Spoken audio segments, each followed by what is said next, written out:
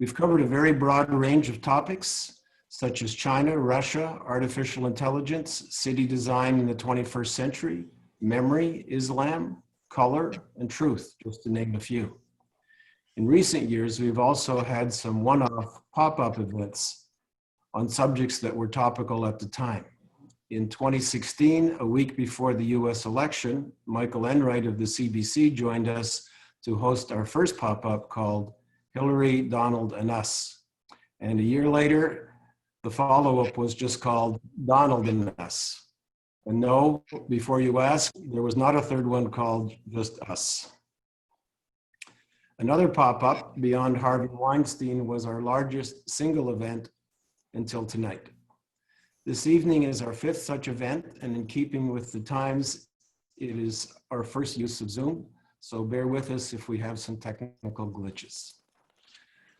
Both of our series for 2020, spring and fall, had to be postponed until 2021, but we wanted to maintain contact with you, and we will do this again in the fall. It seems, understandably, that our current collective focus has been on the COVID-19 virus. That came from bats, but we have perhaps forgotten about previous pandemics that also came from the animal world.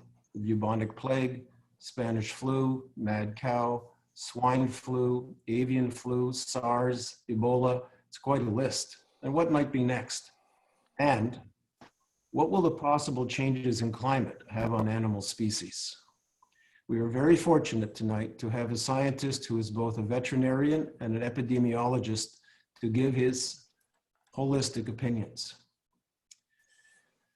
We have a couple of hundred people on this call, so it seems like we've touched a nerve. And while we don't know, and while we know we're not going to solve pandemics tonight, we are about to learn a lot more about their origins and have a greater understanding of their history and connections. And that, after all, is NLC's raison d'etre, greater learning and connections. I would like to thank Dorothy Gale, our program director, and her team for their excellent work in the concept for tonight and then for making the presentation happen. And now let me tell you a little bit about my good friend, Karin Wells. Karin is a lawyer, journalist, and author with a recently published book, The Abortion Caravan, When Women Shut Down the Government in the Battle for the Right to Choose. For many years, she was Canada's foremost documentary producer with the CBC. Karin won 2 United Nations awards, one for the documentary work she did in Sierra Leone and one about dementia in Denmark. She served several years as our NLC program director, and tonight she will be utilizing her unique interviewing experience to lead the discussion with Dr. Waltner-Toews, who I believe is coming to you from his home in Kitchener. Karin is here in Port Hope. Thank you again for joining us, and now let's meet Karin Wells. Hello, Wayne, and thank you very much for that generous introduction. And hello to all. I think the number was 273 people who registered for this event. Great crowd. So to all our regular NLC people, lovely to see you again. And now, of course, to see into your living rooms. You see, you can't get away with these things. And for those of you who are joining us outside our geographic area, NLC is planning, hoping to do more Zoom events over the next few months. And we're learning, like most of the rest of the world, as we go along. So there we are. This is how things will work this evening. Our guest tonight, David Waltner-Toews, will make a nugget-sized presentation off the top. Then the plan is to expand and develop some of the themes he presents in an interview. And at about 8:10, 8:15, we'll go to questions from you. And I would ask, please submit those questions through the chat function at the bottom of the screen, and a 1 or 2 sentence question works best. And a little bonus, if we don't get to all the questions on the audiovisual side tonight, we will, through David's book, which is called On Pandemics, there it is, We will answer those questions using David's book and also with the expertise of Dorothy Gale, our program director. She is a policy veterinarian, if you like, and she's a woman who's worked all over the world on many of the issues that we will be discussing. We're lucky to have her. So, without further ado, let me introduce David Waltner-Toews and his book, On Pandemics, Deadly Diseases from Bubonic Plague to Coronavirus. It's published by Greystone Books. It was first issued, this is the second edition, amplified edition, first issued in 2007, then it was called The Chickens Fight Back. That was in the wake of avian influenza and SARS. And now, of course, there's a great deal more to say. So now there's a second edition. David Waltner-Toews is a professor emeritus in the Department of Population Medicine at the University of Guelph. He is a veterinarian, an epidemiologist, and founding president of Veterinarians Without Borders. That's the animal version, if you like, of Médecins Sans Frontières, and very important. He's written and published 20 books, from textbooks and books about natural history and the diseases that people get from animals, to 6 volumes of poetry, a murder mystery, and a collection of poems and recipes. And I'm not quite sure what those recipes entail. Anyway, here he is with us tonight from Kitchener. David, are you there? I'm here. There Yes. you Can you hear me? Yes, hear The you loud and sound's clear. coming through. Okay. Great. So I'm going to hand things over to you, and let's hear what you have to say. Yes. I wanted to start some of these interviews. I've started with immediately into an interview, and I thought one of the things I wanted to say up front is that we get overwhelmed by the details. Every day, more details, more facts. We're in the 1990s. There was internet. Facebook started 2004. Twitter didn't start till 2006. So a lot has happened in the meantime. And what's happened now is that everything is speeded up. And I remember being at a workshop in Guelph where we were doing ecology and health, and there were journalists there, a fixture at the Globe and Mail who was doing science reporting, and somebody from online from CBC, and they were arguing, and the older guy was arguing that it's never going to go online. News is never going to go online.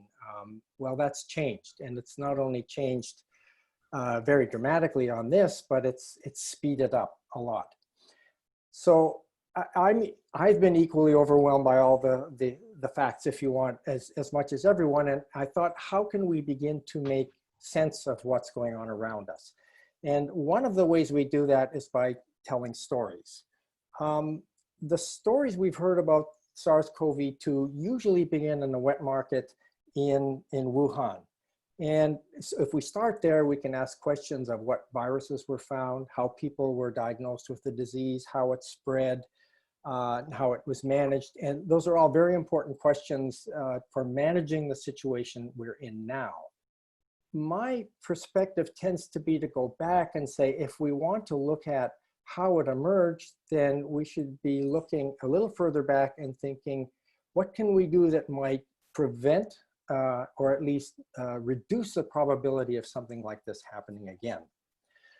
If we look specifically at this, at the COVID-19, the SARS-CoV-2, we can go back a couple of years, and in 2018, we can go back further than that, but let's go back to 2018.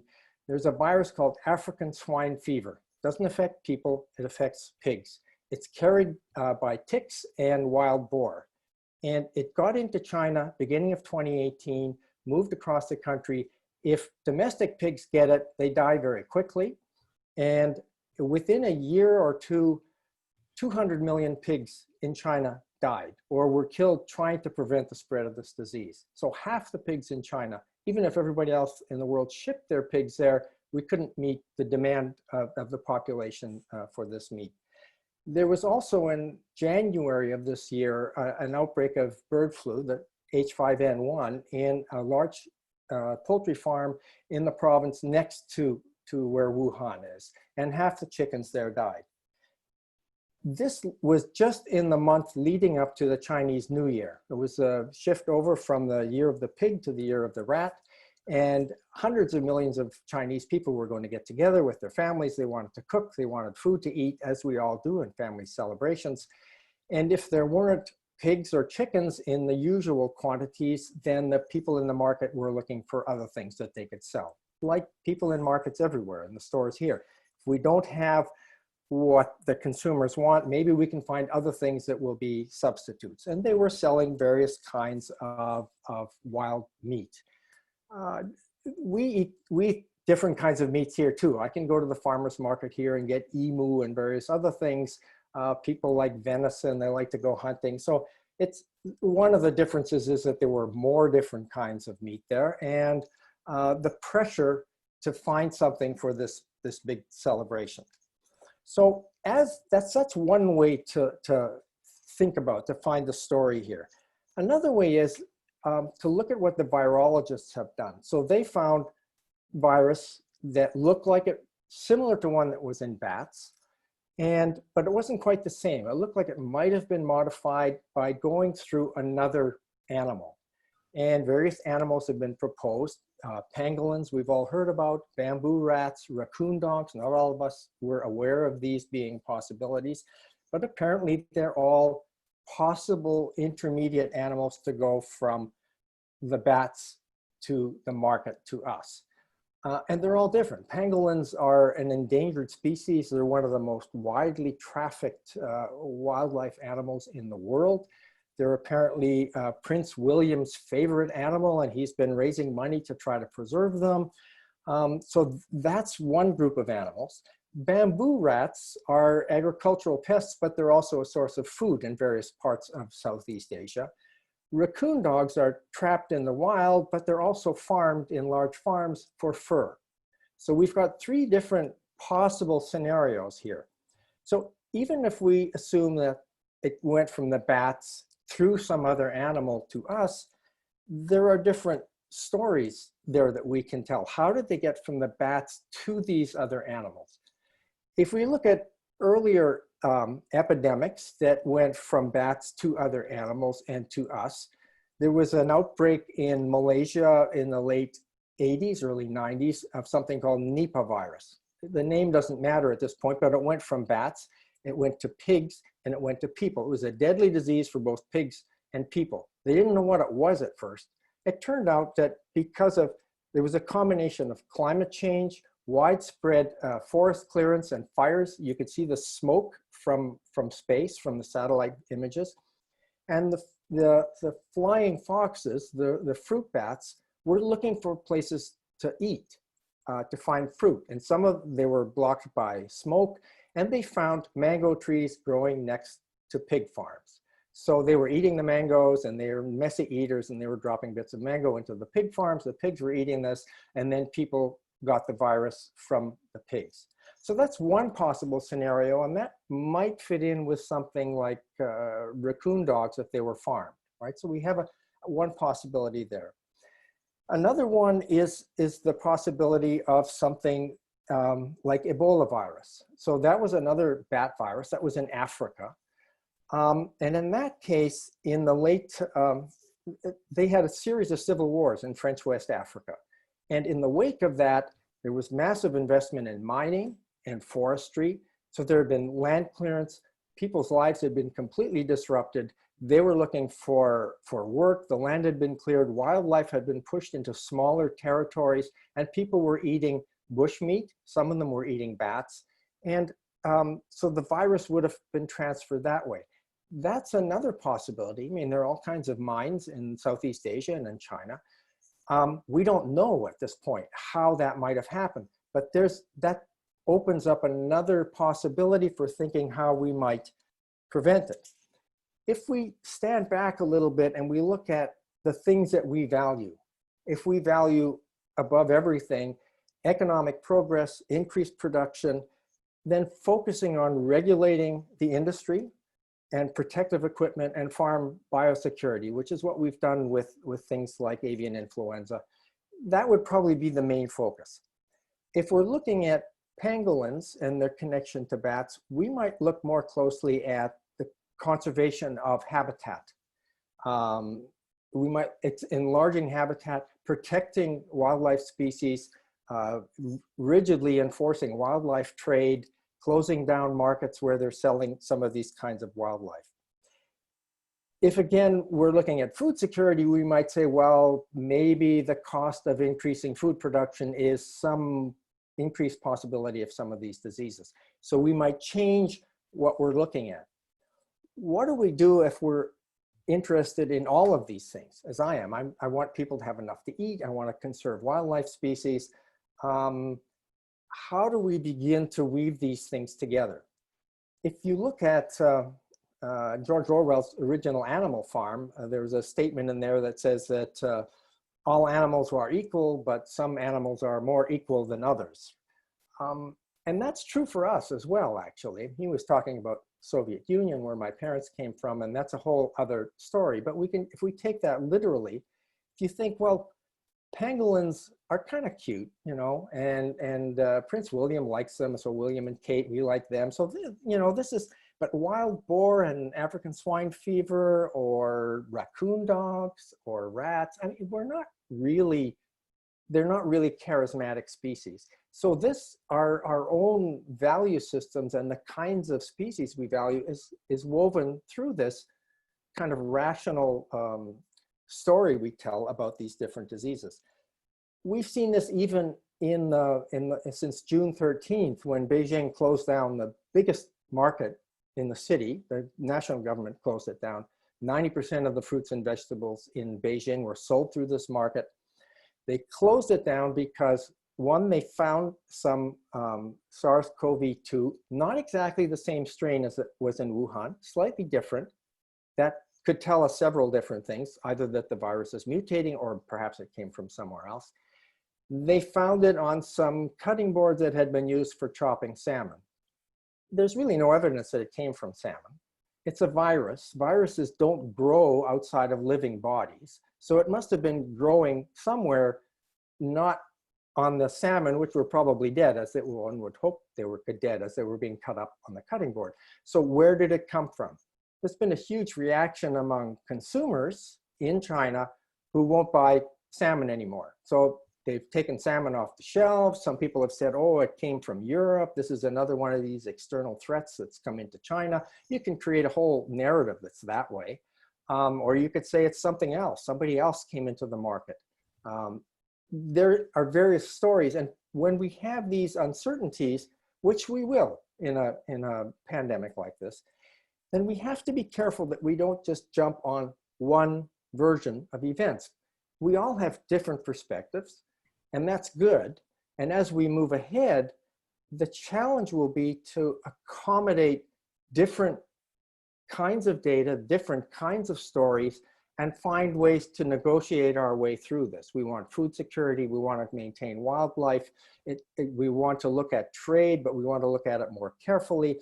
And it's one of the reasons we see all these battles over the story. Everybody wants to claim this, you know, the US has a version and China has a version and Europe has another version. And there are all these different ideas. We need to be careful not to back off and say, well, this is the absolute truth. And I think we all have a role then in trying to look at what are the different stories, how can we try to accommodate them and move ahead in a more congenial fashion, negotiated fashion, as we deal with future pandemics. That's my introduction to how I look at pandemics in general at this point, which is a little bit different than I was looking at them 15 years ago. Thank you. Thank you, David, for starting us off. The one thing that crosses my mind is, as you speak about multiple perspectives on COVID-19, and I think somewhere you've said that these issues can't be resolved by more data. Yet at the moment, I think we all want some certainty, and science has represented certainty and the one thing we can rely on, and you're sort of taking that away from us. We like data. We like the sense that we know what's going on. I'm not saying we shouldn't have data, and I'm not backing away from science, but I think it should have become clear as we've progressed here that different scientists have had different viewpoints on this. You look at different governments responding, and even the ones that are responding to their best scientists are responding in different ways because they're getting different kinds of advice because there are all these uncertainties. And I think in my experience working with these kinds of problems, which I've been doing more and more of in the last 10, 15 years, really, this kind of complexity where a lot of things relate to each other, there's always an inherent uncertainty. Doesn't mean we can't do anything, but it means we have to be careful because there will be very likely to be unintended consequences of going down one road versus another road. And the science is really, really important. But my experience is that making changes on the ground, you have the science and then you have people's experience who live in these communities, and they have information as well. It hasn't gone through a peer-reviewed publication, but their information is valuable in trying to understand what's going to work here, what isn't going to work, what are the kinds of things that we can do in terms of agriculture, in terms of wearing face masks, opening and closing stores, vaccines. In each place, it's going to be a little bit different, and that's not going to be determined so much by the core science, if you want, as it is by the human dynamic, the relationship to their environment, their history, and the scientific information. You've also said that the hard science, what happens in the lab, Yeah. is what we have become good at. Yes. Or not we, but scientists have become good at. Yeah, and Not that's so much true. the other stuff. Well, we have a history, and I won't go back into the long history, but it goes back to actually the 16th century. But when science was, the kind of science we do was first developed, of looking at things. So we look at viruses, we look at animals, we look at plants, we look at all of the pieces, and we're really good at that. So you can see in SARS and in this SARS-2, the conventional scientists have gone in, they've identified the virus, they've told us what the genome is, they're talking about developing a vaccine. The technical aspects, we're really good at that. But what we're not as good at is looking at relationships. And that's what I was talking about earlier, the relationships of viruses to animals and the animals to each other and to the landscape and to human behavior. You can't bring that into the lab. You can't run a controlled experiment on this. And so we've been trying to find ways to do science in that context. And there have been, I mean, since we've had these publications on the microbiome, which when I went through school didn't exist. I mean, we didn't know it was there. And there are newer books now looking at how fungi are all around us and they're holding things together.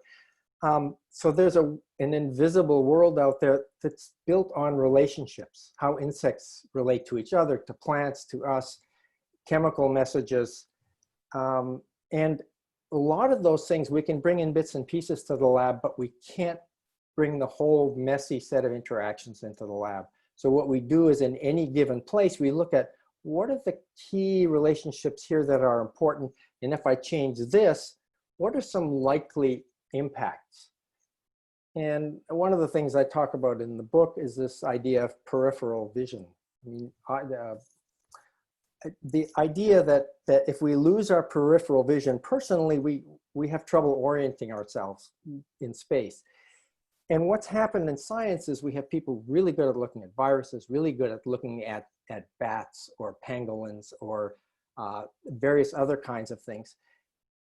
But we don't have the ability to connect those all together. And nobody can keep everything in their head, how these things all fit together. I've seen diagrams of research groups that have looked at, for instance, global food trade.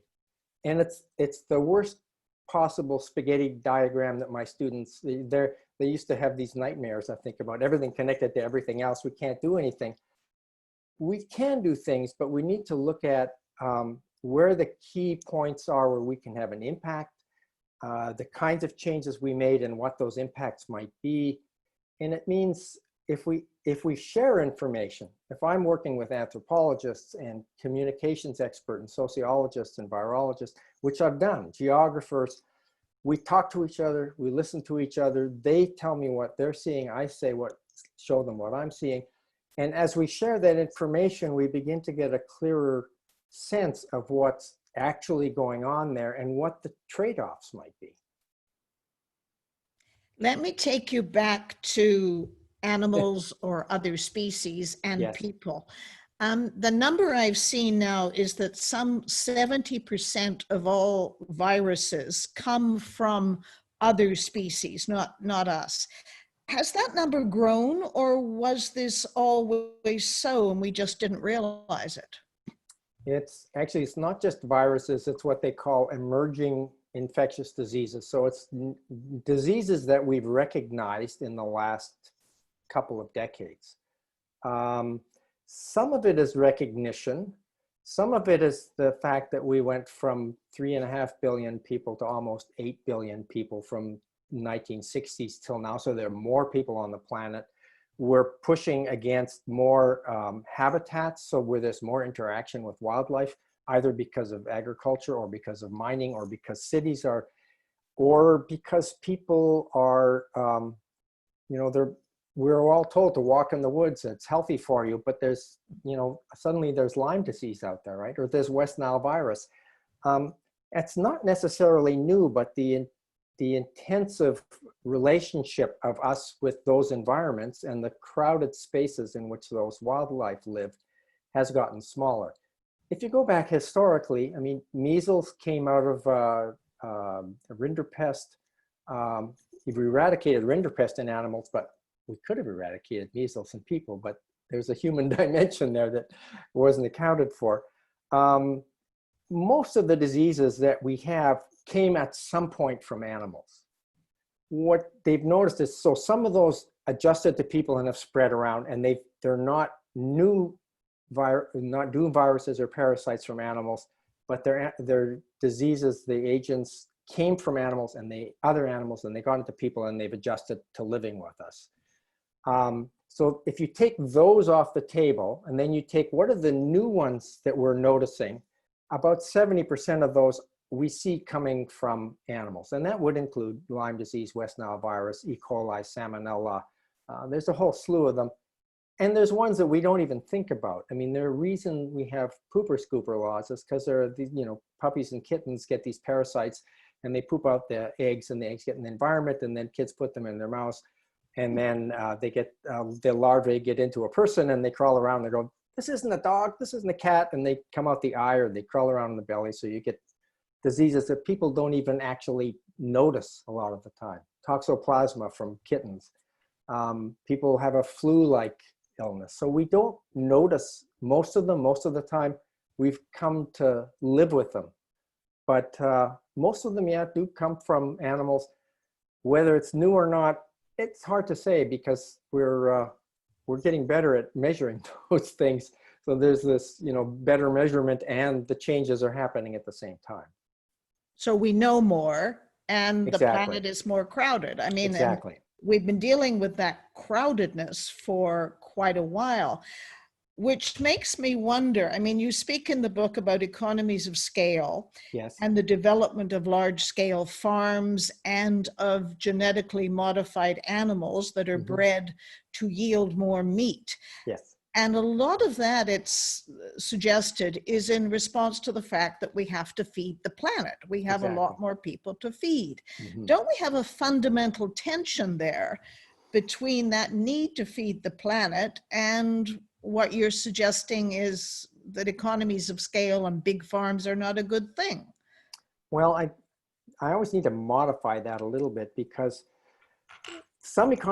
going to a certain size is good because it does lower the price. You're building a barn. If you put 10 chickens in, each chicken costs a lot of money. If you put 100 chickens in, each chicken costs less. So there are some good things about that. We got to the point in the beginning of the century where bigger and bigger and bigger is better and better and better. And then trading is good. So trading everywhere really fast is better. So I think we kind of lost our sense of scale, if you want. the idea that we are feeding the world, I've run into that a lot. And the question is, who are we and what do we, I've seen CEOs of big companies, McDonald's, Cargill, and so on, say, we can feed the world. Monsanto, we can feed the world. I think we need to turn that around a little bit and say, are there ways that people can be more food secure by drawing on where they live with some trade, right? So maybe more, the groups that I've worked with, we talk about food sheds or watersheds. So what can we grow here? What's the water availability here? And then there are things that we can't get here, so let's trade those. If we do that all over the world, then it's not a matter of us meaning wealthy white Westerners by and large, and going to Africa and feeding everybody, or going to Asia and feeding everybody. I think we're done with that model. And I think what we need to do is turn around. We know how to grow more animals. We know how to grow more feed. A lot of places, people will go vegan. I have no problem with that. People will eat less meat. That's probably a good thing. In some parts of the world, I worked with people in Rwanda who say that one of the biggest needs there after the devastation there at the war was more cow manure to get on the land to fertilize it. And so in these small farms in East and West Africa, having small farms with some cattle on it to provide manure so they don't have to import fossil fuel-based fertilizers from elsewhere, is actually a good thing and makes them more food secure. And they can enlarge their production through cooperatives, which is what we used to do in Canada. They're farm co-ops. I grew up in the West, all over the place. I used to be in the States too. They somehow got a bad name in, over 20 or 30 years. But I think if we move more back in that direction, we don't have to go to, I will call them extreme economies of scale.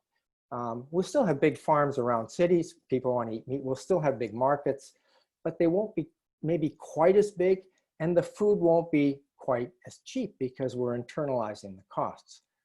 And one of the arguments against moving away from these extreme economies of scale is that the price of food will go up.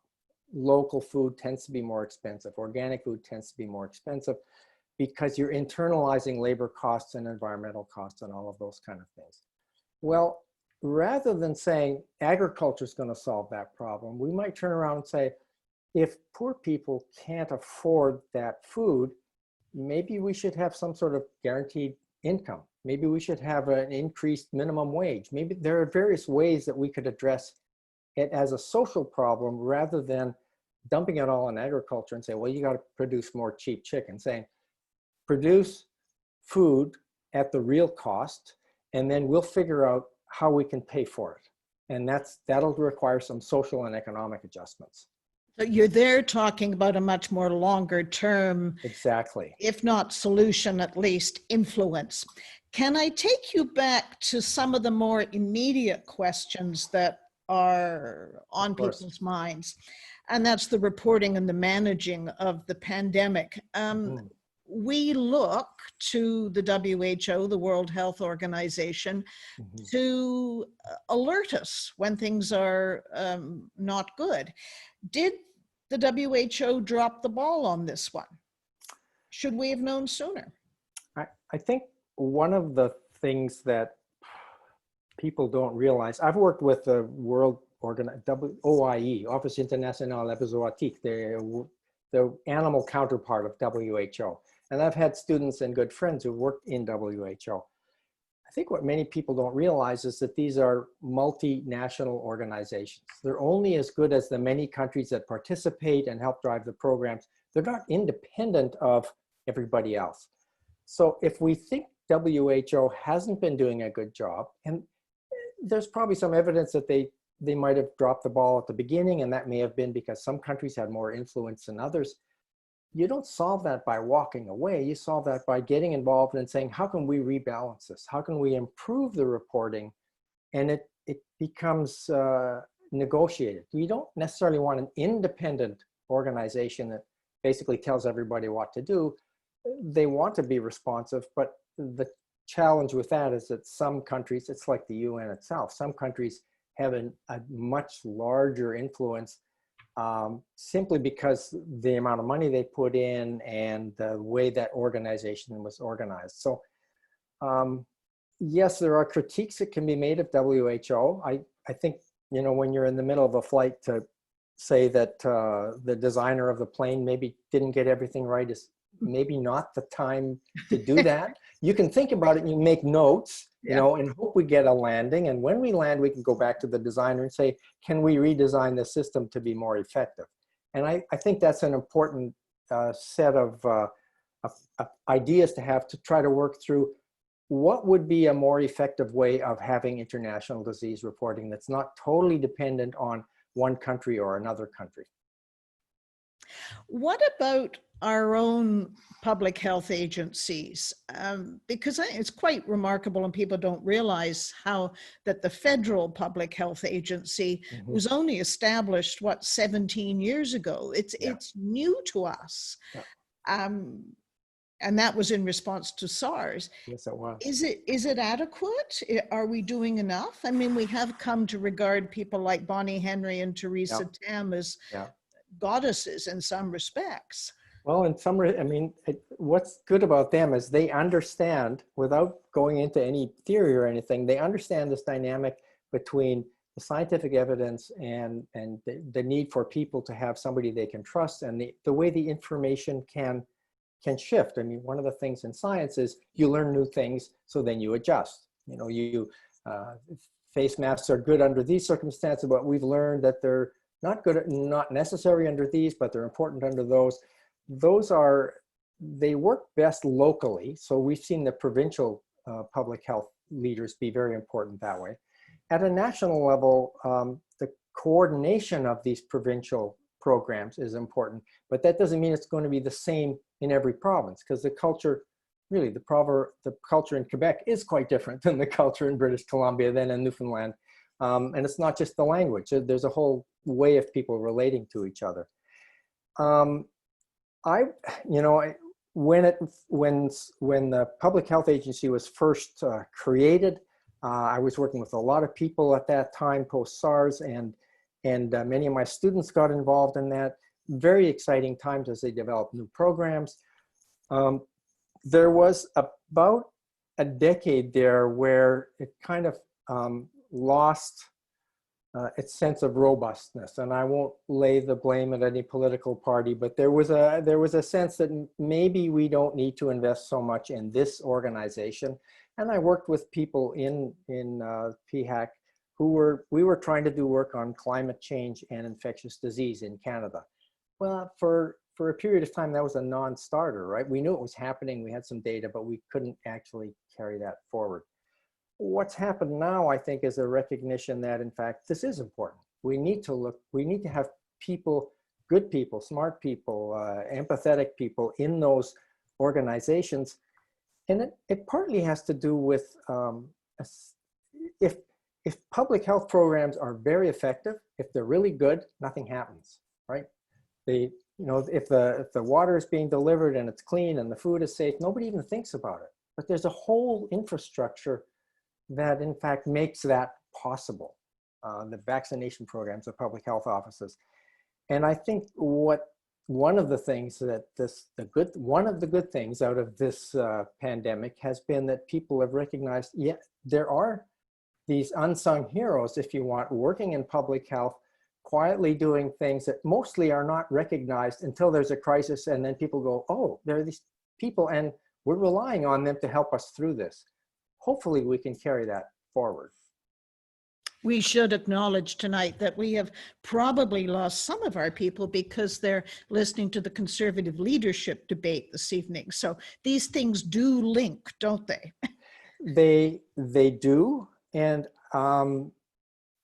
sometimes it's not necessarily what one thinks they are. I think it's unfortunate that many of the responses in some countries has become politicized to this pandemic, to the extent it's inevitable, surely. To some extent it is. If you go historically, it's always happened, right? I mean, you look at cholera, you look at the plague. There have always been these political arguments. There have been racist and ethnic slurs made and those kinds of things.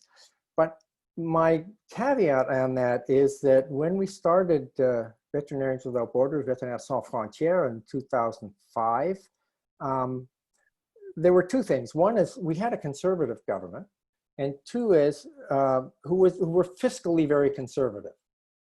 And we had a chief veterinary officer, Brian Evans, who was wonderfully expansive. And when we went and talked to him and said, you know, if we want to prevent avian influenza from getting to Canada, we should address it at source. We should be doing things in Southeast Asia.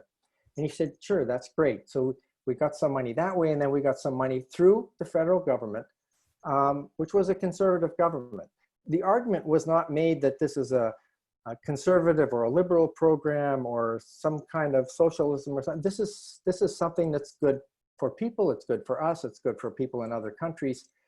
And I think those arguments can be made. And I think, except for a few people on the wings, I won't call them wing nuts, but there are people on the wings for whom it's only ideological. But I think there's a lot of, most people have some element of goodwill, and they're trying to solve problems in a different way, but they have the same goals in mind. And if we can agree on the goals, and then we can talk about what are some ways that we can achieve the same ends, but maybe a little differently. So yes, it's political, and sometimes it becomes ideological, for lack of a better word. It becomes locked into one position or another position. And we see that in Canada. I mean, there was a wonderful green plan that the Mulroney government put in place, where we had social scientists and natural scientists and the medical scientists all working together to look at the kind of things I've been talking about. And there was all kinds of collaboration. There was all kinds of peripheral vision, for lack of a better word, trying to solve these complex problems. And then, and actually the main driver behind that was somebody called Lucien Bouchard, who people remember as Bloc Québécois, but I remember him as one of the best environment ministers this country has had. And then the Liberals came in and they said, oh, that's a conservative program, we're not going to do that anymore. And I thought, they missed the point on this. You know, Got it. So I think we need to get past that kind of, well, this is a program of a different party. Look at, what are we trying to achieve? Maybe we won't do it the same way, but can we achieve something similar but doing it differently? Can I ask you one last very practical question before Sure. we go to questions from our audience? Mm-hmm. We're pinning a lot of our hopes at the moment on a vaccine. You say somewhere in the book, a vaccine is not a panacea, but let me ask you first, what's your projection when we will get a vaccine?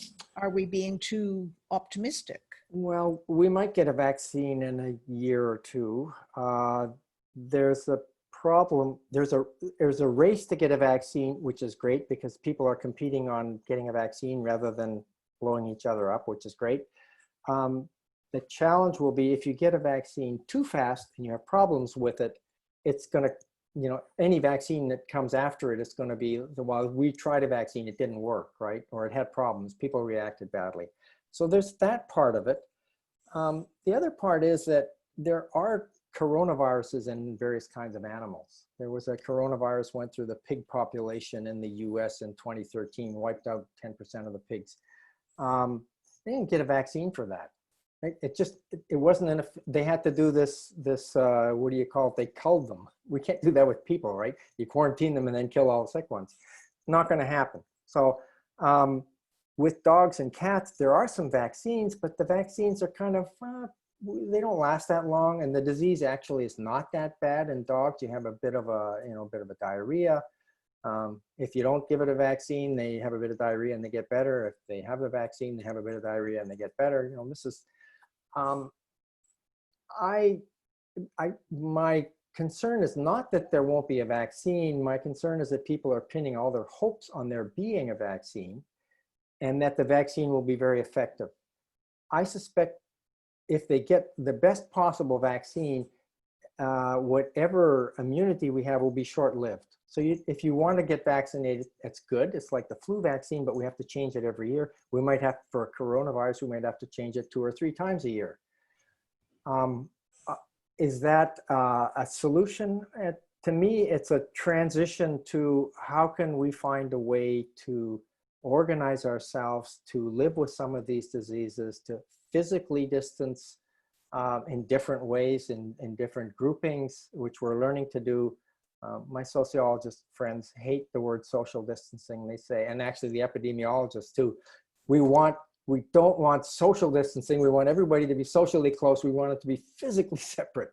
But we may have to rethink our whole way of doing things, grocery shopping, sports events, arts things, so that we can find ways to live with this virus over the long haul. We've done that with other influenzas, which kill a lot of people every year. That's true. I mean, people have pointed that out.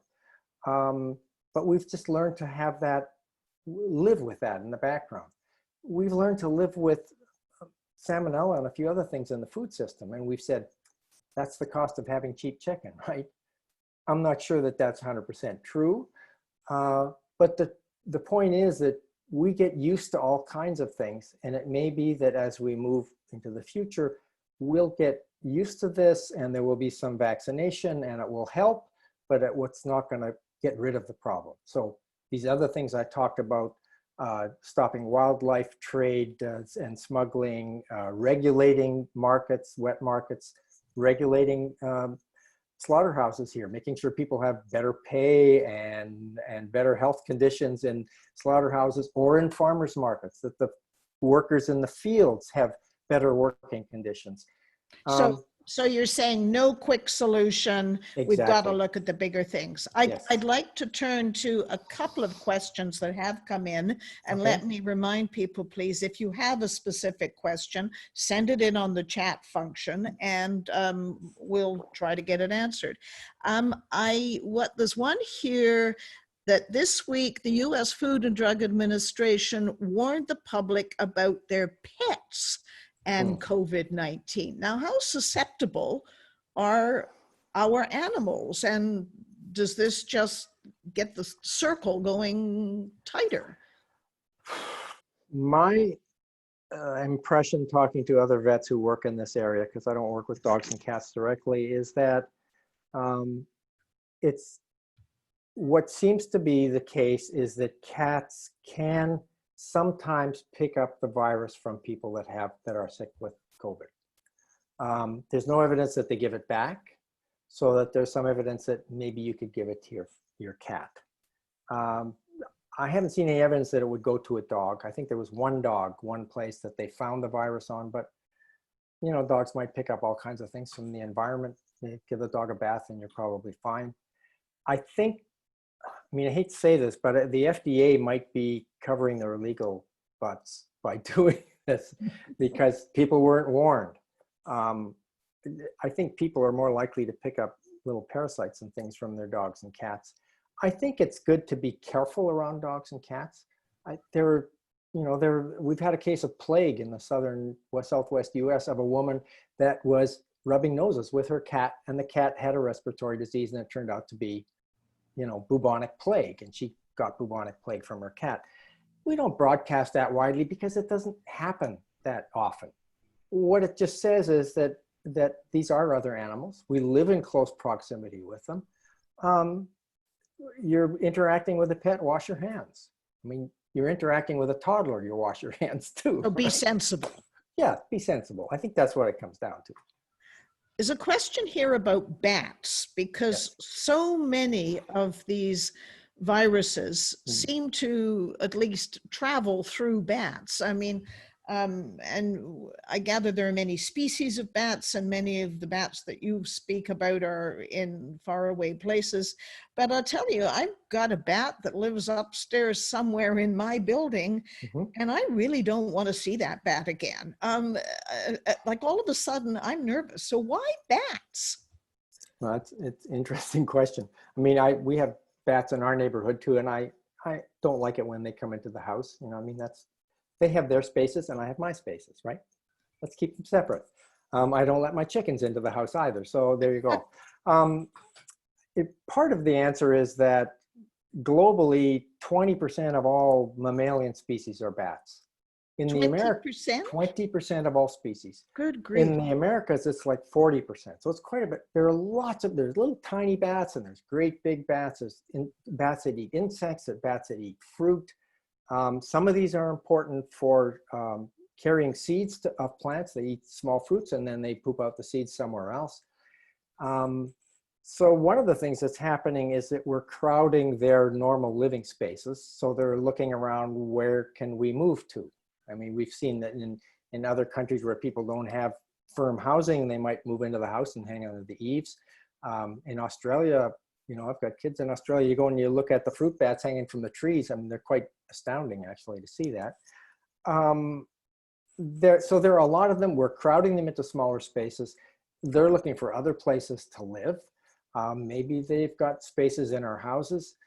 They're mammals, so they're more closely related to us than some other species, right? They're, you know, it's true. Birds, water birds, ducks and geese will carry influenza. I've swabbed ducks in wetlands in Ontario, and you find various kinds of influenza there. They all carry it around. They're not all the pathogenic kind.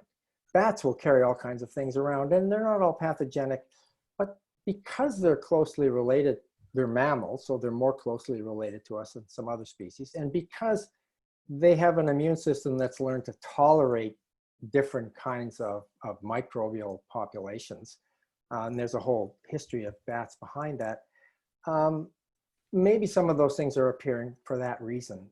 And I think, you know, we haven't seen them around here. We get the occasional rabid bat, which we don't tend to think about very much. The ones in Africa and Asia, there's this rapid deforestation and mining and people being displaced in those areas. So the bats are being rapidly displaced. They're migratory bats. They're looking for new places. And so there's that level of interaction. So I think the idea that if we're going to go to another country and have mines and lumber and so on, we need to, if it's a North American company, they need to be very strictly regulated and to make sure that the people that live in that area have adequate food and housing and those kinds of things. That will increase the cost probably of computers and things like that. So be it. But it also is a way to transfer some health programs and so on from here to other countries, because we're benefiting from that mining and logging. But David, take me back to me. Do I have to worry about the bats flying around in my bedroom? I mean, they're not there every night, I assure you, but. If they're flying around, that's freaking out. I mean, I know, it's, we've had them in our house, and what you do is you put a wastebasket over the top. They can't fly from when they're on the floor. So they can't take off from the ground, right? So they have to climb up. So you put a piece of paper or cardboard under it and you lift it up and you take them outside. That's thank you. If they're flying around, they're probably okay. When we've had cases in Ontario where somebody find a bat crawling around on the ground, that's a sick bat, leave it alone, right? If they're flying around eating bugs, they'll leave you alone. If they're crawling around the ground, they could very well have something like rabies. Stay away from it, call in, the Ministry of Natural Resources or whoever deals with those kinds of things. Thank you for that. Okay. A question came in about why is it that if viruses transmit through animals, through other species, that the other species do not get sick, if you like? It's a good question. And that's probably, the viruses, obviously they can't reproduce outside of an animal. They need a live animal to reproduce in, because they're not like bacteria, which can multiply in the environment. So you need an attachment site for the virus to attach, and then maybe they don't make the animal sick, but they have an attachment site. Maybe they make them a little bit sick. Maybe they slow them down. And that appears to be the case with things like Ebola virus in Africa, where some of these intermediate species like duikers and other bushmeat, and primates, they do get sick, but they don't die as quickly as people do. The other thing that happens, I guess, is that the animals that we see as having transmitted the virus are the ones that survive. So if the virus gets into an animal, it makes the animal sick and the animal dies, it's not going to transmit it to us. The animal dies out in the forest somewhere. If it goes into an animal and the animal lives, it's more likely to interact with us. So if we go back to, for instance, this Nipah virus in Malaysia, the bats pooped into the pig pen. The pigs got sick and they died. A lot of them did. The people got the virus from the pigs. They didn't get it directly from the bats. So it did go through that other species. It did make the other species sick. But if it happens in the wild, the ones that get sick and die, we don't see them. It's only the ones that survive that we see. Will we develop, well, people are talking about the antibodies, will we gradually develop an immunity to COVID-19?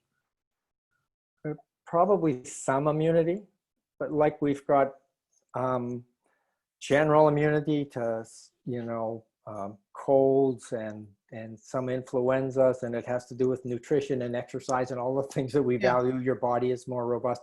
Are we going to have antibodies? Probably some level. Is it going to be enough to protect us if we get a heavy dose exposed to it? Probably not. So the vaccine would have to be some sort of a booster. It depends how long a term we're talking about. People look way, way back, thousands and thousands of years. They say, well, one of the things that happened is that we've been selected because we survived. We're the ones that survived, didn't die from smallpox. We're the ones that didn't die from these other diseases. So we have some level of resistance, if you want, to those diseases. And when Europeans came to North America, a lot of people died because they didn't. So there was this, there was this long-term selection pressure on human populations where survival of the fittest, if you want, that those that got the disease and survived, they lived. Those that got the disease and didn't survive, obviously they didn't live and they didn't produce more children. We don't want to go down that road, right? That's why we developed vaccines in the first place. It used to be that, little children would die of diarrhea from all kinds of things. And so still do. And still do. But the idea was that rather than having lots of children and see some of them die from these childhood diseases, which, our grandparents would have had. Some of us, our parents and grandparents, would have had miscarriages, would have had children die. You look at the graveyards. It's not that long ago. So then we got vaccines for measles and mumps and diphtheria and these things that were killing kids by the thousands. And what we've done is we've mimicked the viruses that cause these diseases to such an extent that the kids have immunity. So then we don't need to have as many kids, right? So that's what vaccines are best at, is kind of mimicking a disease without killing a bunch of kids. If we go back to take away all the vaccines, sure, some people will survive. People will have 6 kids and 4 of them will die. That's not a world I want to live in, so it's. Yeah. One last question, and we do have to wrap up. Okay. A quick question here. You've also written, maybe our fears are greater than the threat. Have we overhyped this? It depends how we look at it. I think some of our fear, especially in North America and Europe, is the fear of losing the privileged positions that we have in the world. And that's not a hyped up fear. That's a real fear. I grew up post World War II till now. It's been a privileged time, and I'm a white guy, extra privileged, right? In Canada, more and more privileges. I've worked all around the world, and I know that that's a kind of a bubble, both in terms of time and in terms of our culture. So there's a lot that we stand to lose, and some of it we'll just have to live with those losses. And so there is that fear. There's also, I look at my grandchildren and so on, I wonder what kind of a world are they going to grow up in? I don't know. They may have to find ways to live with COVID on an ongoing basis. It's going to change the way they interact with other kids. I don't know what that'll be, but they're growing up with it. And so it's not a sudden thing from the outside.